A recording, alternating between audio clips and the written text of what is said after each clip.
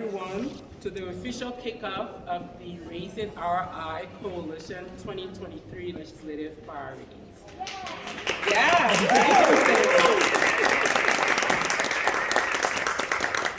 my name is Wayona Nelson Davies, and I'm the Executive Director of the Economic Progress Institute, EPI.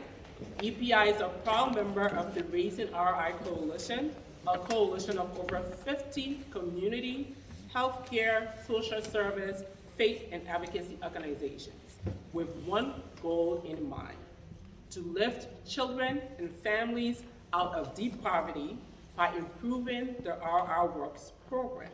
And that is why we're here today. Before we start, a couple of housekeeping. We want to continue this conversation online, so get your phones on and get ready to go on social media using the hashtag RaisingRI. So that is something we're hoping to do to talk about what we're going to see and witness here today. We also want to make sure people know that we have Spanish interpretation services. So anyone who needs it, we have Aurora back there who is here to provide those services for our guests. I would like to recognize some of our elected officials who are in the room today, starting with our bill sponsors. Senator Murray, I'm not seeing her, there she is. And Representative Candy, thank you all for sponsoring us. We do have some co-sponsors in the room, as well as other General Assembly members who are here to participate in this launch. And so I'm not going to get everyone, but I'm going to try. I've been working on the list, and I think I see people in the room. So we have Senator Acosta here, Senator Yuchi Kusa here, Senator Favalda here. We have Rep Morales, Rep Carvine, Wright Speakman, Rep Kaslak. I think those are all the people I recognize. And we're going to make sure we recognize other people going forward, so please stay tuned. Before we get into our 2023 legislative priorities, I want us to take a moment to celebrate the improvements to the Rhode Island Work programs we have been able to accomplish over the last few years. We get to celebrate the first increase in 30 years to 40% of the federal poverty level in the benefit among families received. Last year, the lifetime limit was extended from 48 months to 60 months. There was an increase in the earning disregard from $170 to $300. Parents are permitted to attend CCRI as an English sole activity. Last year, state child tax credit was excluded from the benefit amount, which allowed many families receiving Rhode Island Works to benefit as well. So let's pause and celebrate those victories.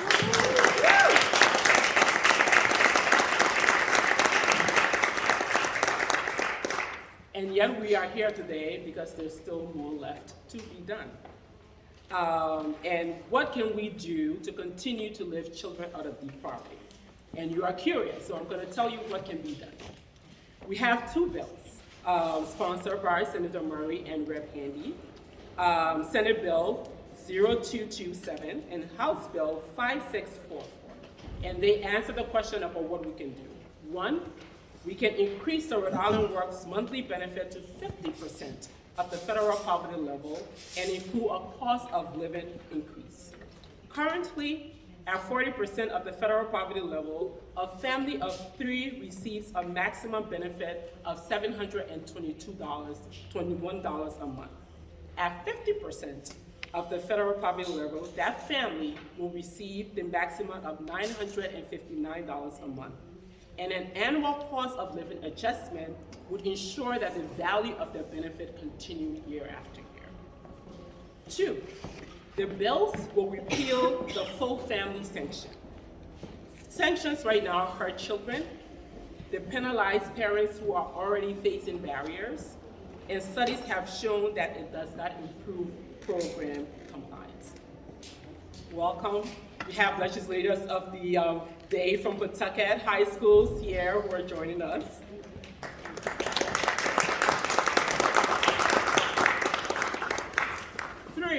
The bills will provide Rhode Island Works benefits earlier in pregnancy to allow low-income, first-time pregnant people living in poverty to get the support they need. This will improve child and maternal health and healthy birth outcomes. And finally, these bills will provide Rhode Island Work benefits to lawful permanent residents who have been barred by 5 years from benefiting from these programs, and it will eliminate their 5-year wait period. So those are what we are here fighting for this year. And during this launch, what we would like to do is not just talk about the bills, we also want to spend time learning about the stories behind these policies, learning about the Rhode Island Works program and how it actually works or does not work, and then understanding the impact on families. And we're going to go through that now.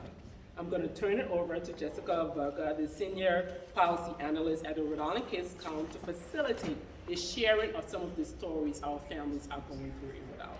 Thank you all.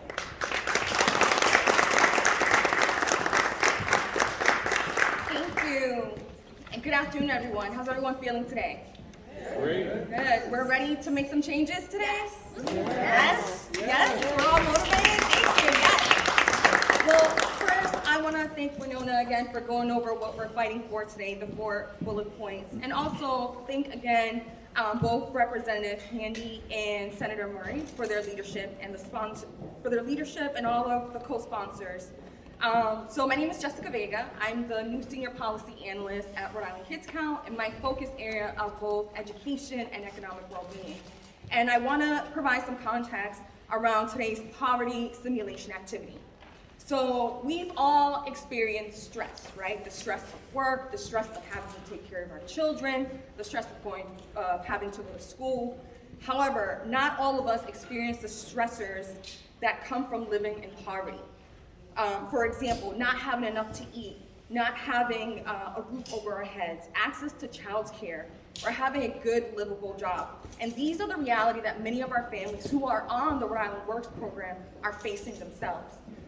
The poverty simulation is a way to have participants put themselves in the shoes of people living in poverty through different scenarios. However, I do want to say that this is a much scaled down version due to time. But what I love is how the founders framed the program. It's a way to shift the way we think about poverty as a personal failure and understanding poverty as a structural and failure of our society. So, without further ado, I'm going to introduce each facilitator based from scenarios 1 through 4. But first, let's start off with our first scenario. It's going to be read by Senator Bridget Valverde and Bonnie Taylor, the Education Director from the Genesis Center.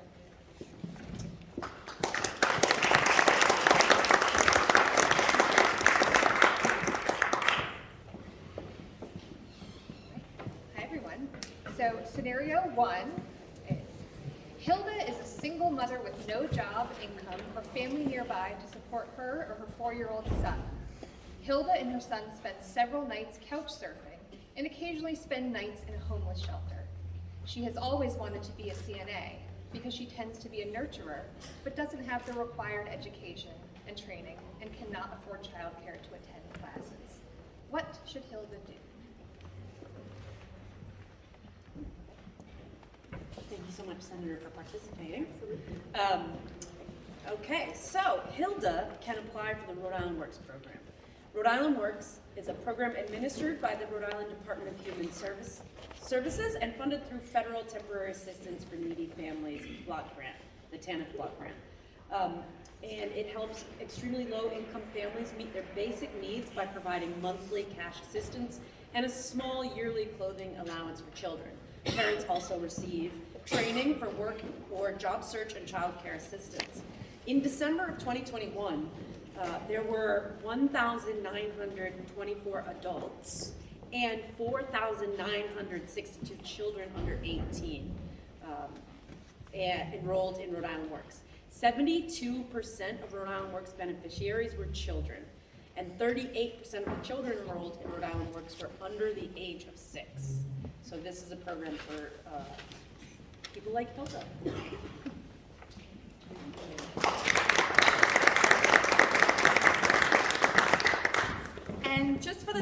time, I'm gonna read down each of the General Assembly members who are going to participate and the corresponding representative. So number 2 is going to be read by Senator Yuji Sufa, and the representative, Divya, from the policy analyst from the Economic Progress Institute. Scenario 3, is going to be read by Senator Acosta and Representative, and from the Career Advisor Community Outreach Coordinator from Equus Workforce Solutions, Nick Lendon. Scenario number 4 is going to be read by John Wesley and Representative Kay Slack, and the Director of the Policy and Advocacy Rhode Island Coalition Against Domestic Violence, John Wesley. And finally, Scenario 5 is going to be read by Representative June Speakman and Yolanda Macia from the Director of Operations from Conexión Latina. All right, let's keep it moving. So Scenario 2.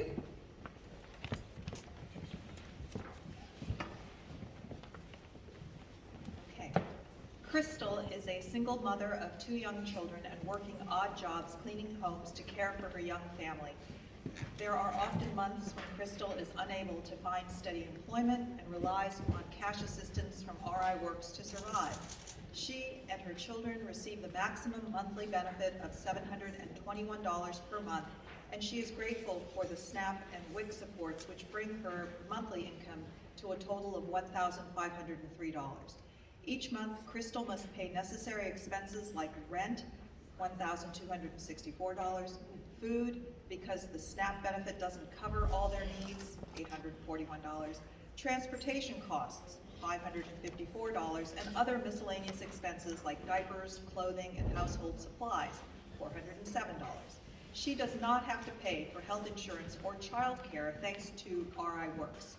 This brings her total monthly expenses to $3,066. Each month, Crystal is in the negative $1,563. Crystal is devastated every month and tries to decide what they must cut that month, and the situation is not getting any better. Inflation has caused the cost of essentials to go up. Over the past 6 months, a 200 pack of diapers was once $25, but has increased to $40 for a 168 pack of diapers. That's a 90% increase per diaper. How is Crystal going to keep up and provide for her family? In 2021, the benefit was increased for the first time in 30 years, increasing the benefit from 30% to 40% of the federal poverty level. This was an improvement, but still left children living in extreme poverty, a circumstance that not only impacts their immediate health and well-being, but also their behavioral, educational, and social outcomes, and it has long-term consequences for their success in life. Because the law does not provide a cost of living increase, the value of this benefit is now only 38% of the poverty level in 2022. A family of 3 receives just $721 a month, an amount that's very hard to live on in good times and even more difficult with the current high inflation. Increasing the RI Works monthly benefit and adjusting annually to reflect 50% of the federal poverty level would lift children out of deep poverty and ensure that they do not slip farther behind every year as the poverty level increases and the benefit remains stagnant. Funds from the $96 million federal TANF block grant should be used to fund this initiative and protect the investment Rhode Island wisely made for years to come.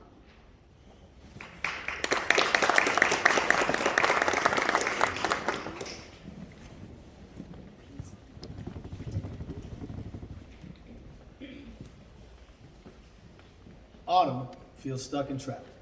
She's a single mother with 1 child. Her daughter has severe anxiety and often has panic attacks before school in the morning. She works part-time as a server in the restaurant industry and receives a small RI Works payment. She dreams of having a career that provides a more predictable income with growth opportunities. She and her daughter are RI Works recipients, and Autumn is receiving job training to help her gain the necessary skills for a higher paying career. Since becoming a parent, Autumn has received RI Works on and off for the past 6 years, and during those years was sanctioned 3 times. This morning, her daughter has locked herself in her room, scared to come out and refusing to go to school. If she misses her job interview today, this will be her 4th sanction in the program. Autumn must be to her bus in 20 minutes. What should she do?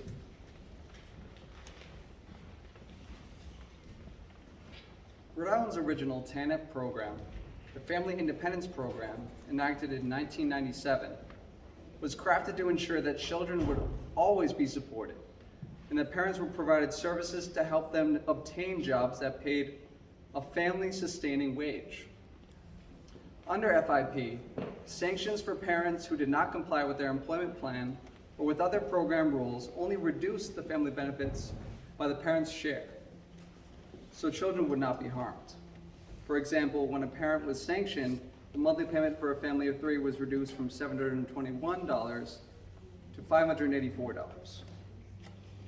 Subsequent changes to the law required that after a sanction is applied 3 times during the 60-month lifetime time limit, the family receives assistance, the case is closed, and children stop receiving cash assistance. The 3 incidents do not need to be consecutive, so a parent might be sanctioned in 2015, then again in 2017, and in 2019. And the case would be closed after the next occurrence. The parent must reapply for assistance, and the family is not eligible for benefits until the month after a parent has participated in an employment plan. This leaves children without any assistance for at least 1 month and perhaps longer. National research has demonstrated that sanctions harm children. Sanctions fall disproportionately on parents who have significant barriers, including physical and mental health challenges, limited education, and domestic violence. Sanctions do not improve compliance. In addition, reopening cases is an administrative burden for the Rhode Island Department of Human Services. In this scenario, Autumn could establish that she has good cause and challenge the sanction. But if her case was closed, she would not be eligible to get back on Rhode Island Works for 2 months.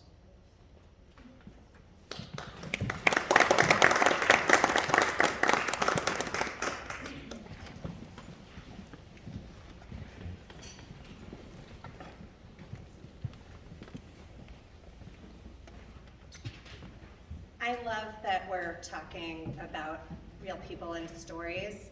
We as legislators learn from people's stories and need to hear them, and we as human beings really learn from stories. So I didn't know we were doing this today, and I'm really grateful and excited that we are. My person is Isabella, and she's 26 years old. She's a survivor of domestic violence.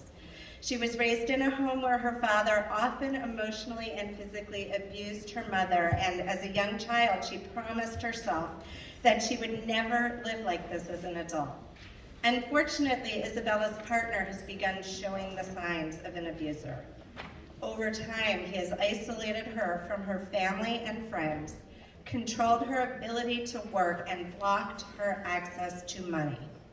And last night he hit her when she told him that she was 3 months pregnant. Isabella must get out of this relationship. She does not want to raise her child in this type of household. But what can she do? She has no support network, no job, and no money without her abusive partner. John, what should she do? Thank you, Rep. Kislak. Yeah, this is why RI Works is so important for survivors of domestic violence and sexual violence, including survivors that are served by the Coalition Against Domestic Violence here in Rhode Island and domestic violence agencies across the state. So in this case, RI Works can get survivors the cash assistance and services that they need to escape abusive relationships and rebuild their lives. National studies consistently show that participants experience higher rates of domestic violence than the general population. Access to cash assistance programs can help survivors build the financial stability necessary to leave abusive relationships and rebuild their lives. This can mean the difference between safety and continued violence for a survivor and their children. Under the current TANF and Rhode Island law, a first-time pregnant person is eligible to receive RI Works cash assistance once they reach their 3rd trimester. The same person is eligible for Medicaid coverage from the verification of pregnancy right away, because access to early prenatal care is vital to both child and maternal health. So providing cash assistance through RI Works early in the pregnancy would also promote child and maternal health. And 10 states, we know that 10 states, including Connecticut next door, provide TANF benefits upon verification of pregnancy right away. So state funds would be required for this much needed improvement.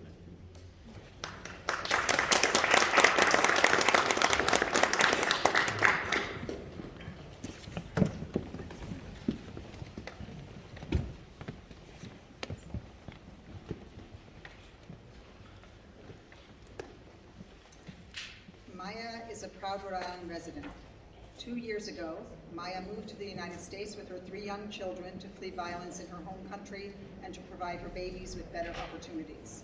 She received no formal education in her home country and struggles to read and write. She was granted lawful permanent resident status, she is a green card holder, and is excited to become a citizen, but cannot apply for citizenship until being in the country for at least 5 years. Maya struggles to find employment because of her illiteracy and low English proficiency. Despite her best efforts, Maya's children are growing up in deep poverty. How can she help her children thrive and keep her hope for the American dream? Good afternoon.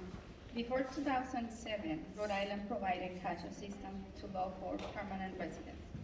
Following policy changes in 2008, LPRS only became eligible for Rhode Island Works once they have been in that status for 5 years. In other words, many children from immigrant families living in deep poverty remain in deep poverty for extended periods of time until they are able to access cash assistance and work support. Children in poverty, especially those who experience poverty in early childhood and for extended periods, are more likely to have physical and behavioral health challenges, experience hunger, experience difficulty in school, become teen parents, and earn less or be unemployed as adults. By providing Rhode Island Works benefits to LPR families, Rhode Island will join 13 other states in supporting the well-being of these residents sooner.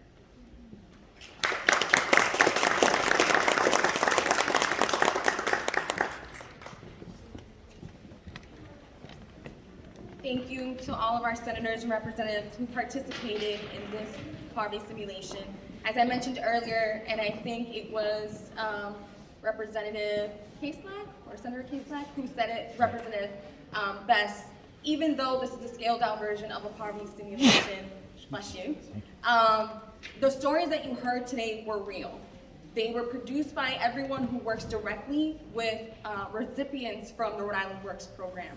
So it's really important, and we thank you all and appreciate you all because there's so many competing events today, but you chose to be here to learn about the program and to make improvements for the program that has been a lifeline for many Rhode Island families. However, our goal is to continue to strive to make sure that we are uplifting all children in Rhode Island and making sure that everyone gets the resources and services that they need. So with that said, I have the pleasure of introducing one of the champion of this bill, Representative Arthur Handy. Please come on up.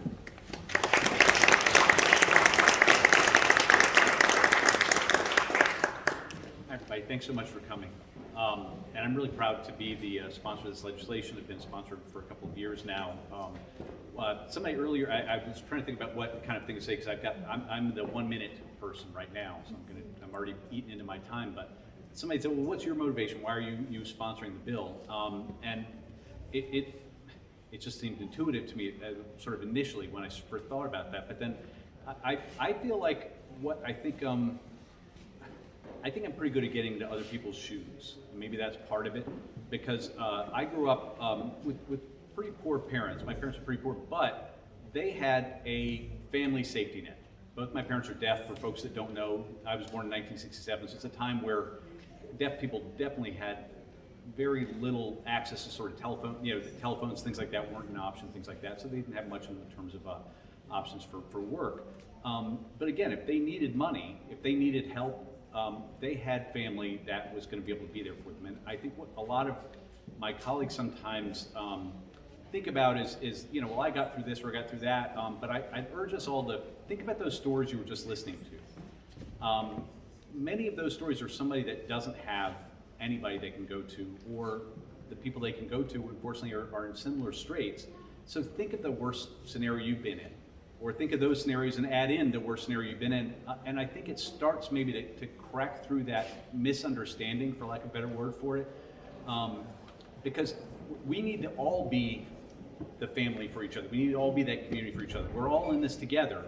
I used to use that phrase back when I first started here, and I have been here a long time. So I have seen that benefit not go up for most of the time that I've been in the assembly. And I thought when I first started, 21 years ago, that it was ridiculous how long it had been since we raised it then. So we're struggling still, and people are struggling. People are struggling, and we need to do what we can to help them, because again, we're all in this together. Thank you. Let me introduce my colleague from across the way, Senator Murray, who's the sponsor of the bill on the Senate side. Senator Murray. Thank you so much, Representative Candy, and it's been a pleasure working with you on these bills for, I think we've been doing it for at least 3 years now, maybe longer.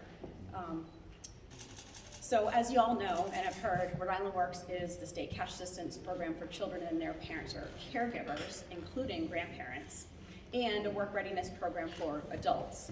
Increasing the Rhode Island Works benefit can break the cycle of poverty by providing parents with education and training opportunities that lead to well-paying, secure jobs and help end deep child poverty in our state. And you have also heard that this bill has 4 components. But for this moment, I want to address the following scenario to all of my General Assembly member colleagues. Most of us have full-time jobs in addition to our legislative duties. Many of us, like myself, have 2 or maybe even more part-time jobs. Some of us are lucky enough to have a partner that supports us. But imagine for a moment that you had only to live on your General Assembly stipend, and that is it. And now imagine having to raise a child on that stipend. How about 2 children? And you're probably thinking, well, that is not possible. And yet the current Rhode Island Works benefit for a family is, for a family of 3, is a mere half of the stipend that we receive for serving the legislature. 38% of the poverty level. And unlike Rhode Island Works families, we get a cost of living increase. 2 years ago, we made a historic increase to this program, the first in 30 years, and I'm very grateful to you all that supported that, and I'm grateful for leadership on both sides for supporting that in the budget. However, because we did not include a cost of living adjustment for these vulnerable families, much of that progress has been wiped out by inflation. This year's bill protects Rhode Island families from deep poverty and the effects of inflation by increasing the benefit and adding a built-in cost of living adjustment that would follow increases in the federal poverty level. Without a cost of living increase adjustment, the current benefit and our investment that we've made will continue to lose value. The bill also promotes child and maternal health by providing benefits to pregnant folks from the onset of pregnancy. Right now, if you are pregnant, you must wait 7 months to qualify for benefits. 7 months without that extra support to pay for doctor's visits, buy healthy food, buy clothing that fits, access to prenatal care, and all the things that ensure a healthy pregnancy and birth. For those of you that are familiar with our state's maternal and child mortality and health outcomes, you all know that they are not great.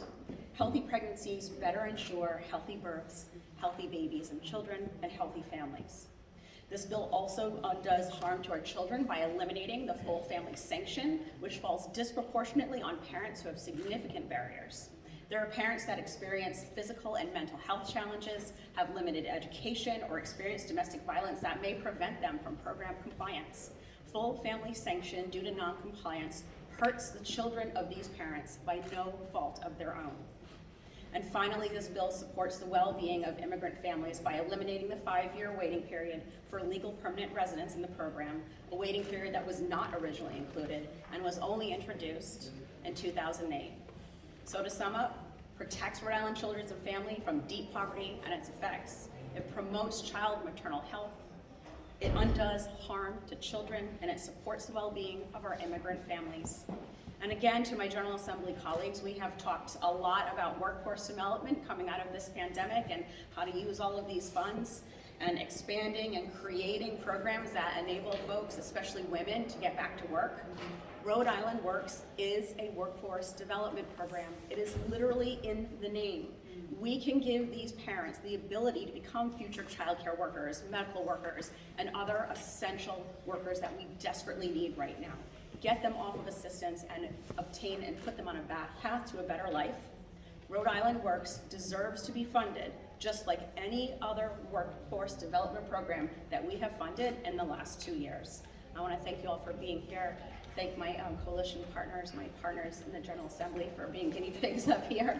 And a special shout out to Linda Katz, who is my Rhode Island Works mentor. She got me hooked my very first year in the Senate, and I have put in a bill ever since. So thank you all so much.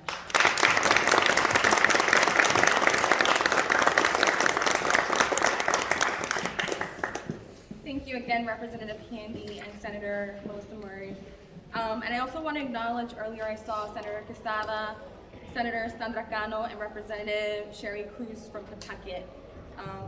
Up next, I want to introduce Courtney Nicolato, President and CEO from the United Way of Rhode Island, who have been an active participant with the Raising Our Eye Coalition. Kyle Bennett is also here, who's part of the coalition and always has really great and wonderful, insightful things to say. So welcome, Courtney, and thank you for being here.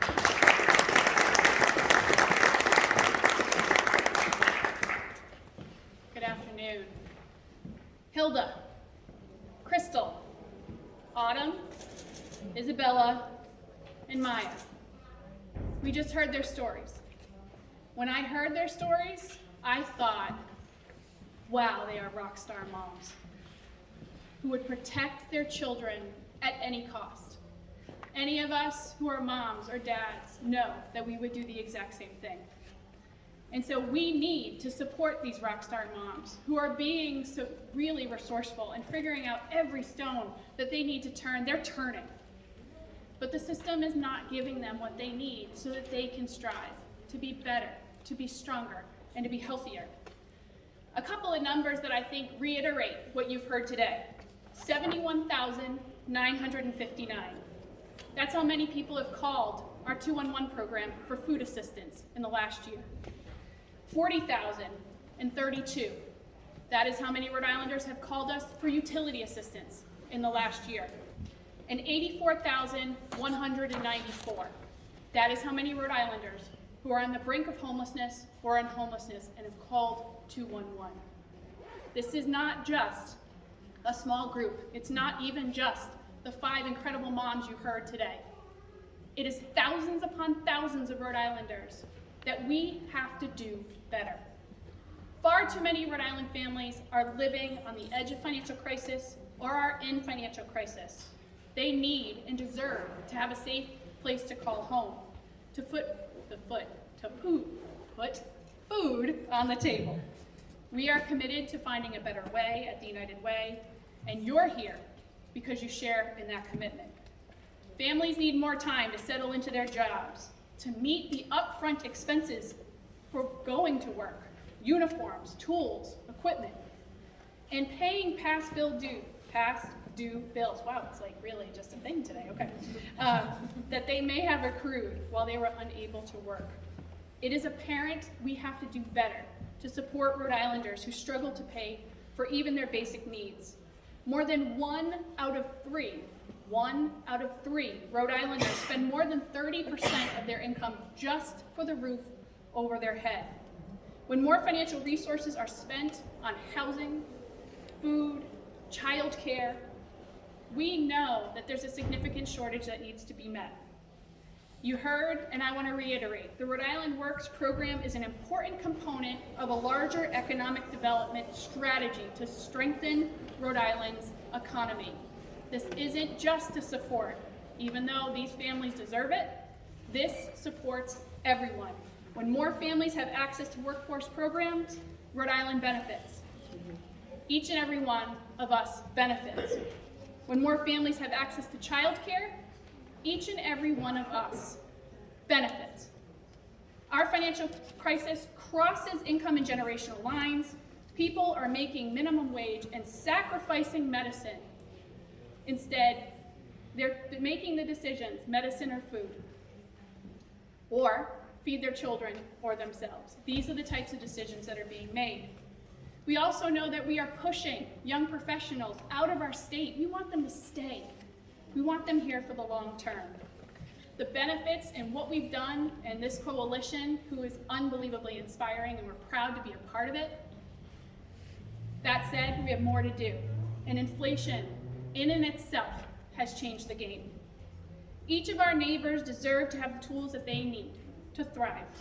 So let's improve access, let's eliminate barriers, let's make Rhode Island the very best place to live, because it is the best place to live.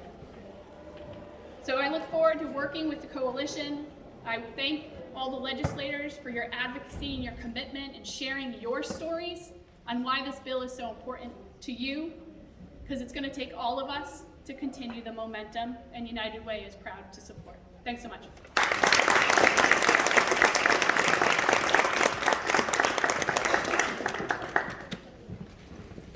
Now I have the pleasure of introducing Renelli Espinosa. I had the opportunity to meet her last week. She is a parent and also an active member of Progressive Latino Adult Action Committee, and she's here to share her story as being a parent and also a recipient of the Rhode Island Works program. So, Renelli?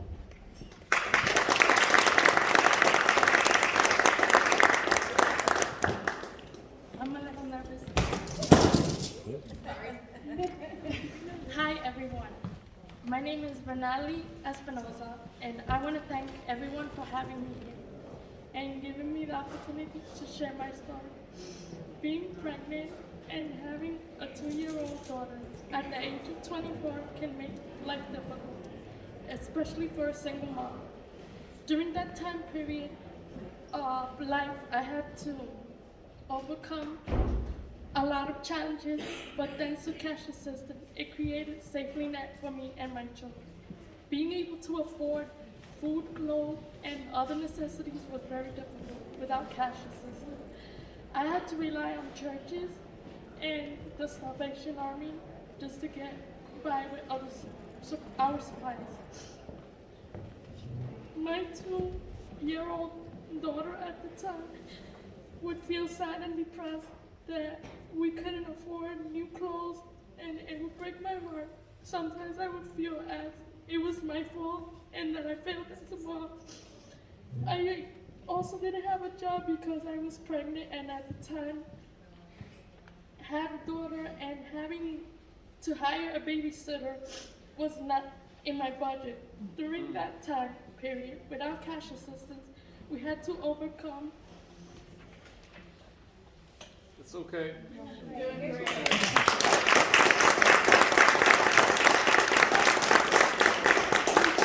Many negative emotions that have scared me.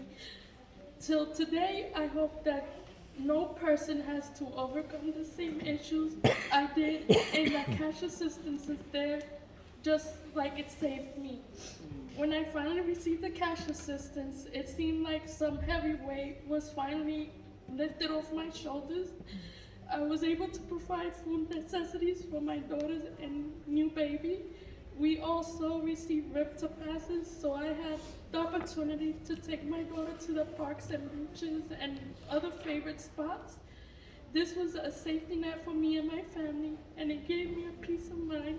Eventually, through the program, I also received help in completing my resumes and found a job that worked with my schedule.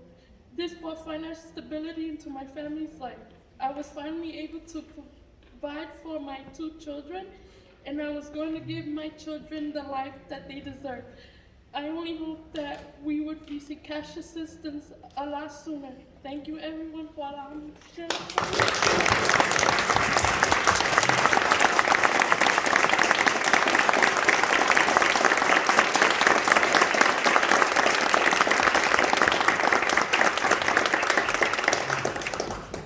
Thank you, Renelli, again for sharing your powerful story.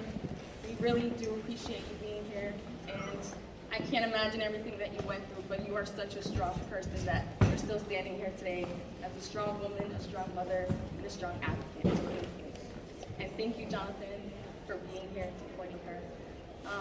Last but not least, I want to introduce our fearless leader, the new executive director of Rhode Island Kids Now, Paige Kloss of Plashes Park. Thank you.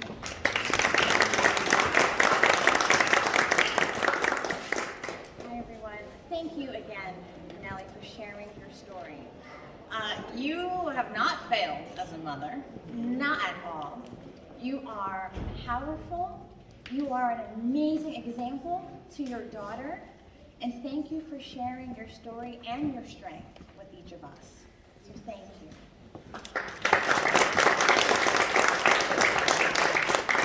Senate Bill 227 and House Bill 5644, championed by Senator Murray and Representative Handy, can keep Rhode Island moving towards the goal of ending deep child poverty in Rhode Island. As you've heard, children in poverty, especially those who experience poverty in early childhood or for extended periods of time, are more likely to have many negative outcomes in their lives. So why are we letting our children stay in deep poverty? Why? Especially when we have federal dollars that we can utilize. TANF, the federal block grant you've heard about, can be used to increase the monthly benefit amount and add a cost of living adjustment. And TANF can be used for any financial consequences to ending full family sanctions. Total expenditures for our cash assistance in Rhode Island, including the federal and state funds, decreased by 85% between 1996, when the program began, and 2021. In 2020, Rhode Island spent only 14% of its TANF funds on cash assistance. This is significantly lower than the national share of 22%. Here's another question. Why are we making immigrant children and families wait 5 years? It's like sentencing our own children to trauma and sentencing them to years of long-term challenges. Instead, let's prevent the trauma that's associated with poverty by lifting our immigrant kids out of poverty. We used to do this, and it's time to go back to that again. The same is true for our first-time pregnant parents. By providing supports earlier, we can promote child and maternal health. And as you see in one of these charts here, Rhode Island has disinvested our state dollars in Rhode Island Works. In state fiscal year 2021, for the 12th year in a row, no state general revenue was allocated for cash assistance. State general revenue spending for cash assistance decreased steadily between 1996 and 2010, and the program is now entirely funded by the federal TANF block grant. It is past time that we put our money where our mouths are and truly support our families and children using our state general revenue. It's not just the federal government's job to take care of our kids, it's our job too. The Rhode Island Works program is intended to serve as a safety net for Rhode Island children and families, but there are too many holes in our net. Over the past few years, we have improved this program, but more changes, these changes you heard about today, are needed to help our children and families.